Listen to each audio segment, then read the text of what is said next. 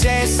K ako komár, L ako les, M ako malina, N ako nanúk, O ako obláčik, P ako pavúk. Abeceda letí svetom, je to knižka plná vied.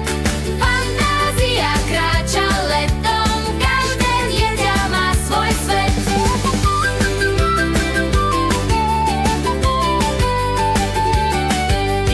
R ako rozprávka, S ako sucho, T ako trúbka, U ako ucho, V ako vanilka, X ako kšaver, I ako Y, Z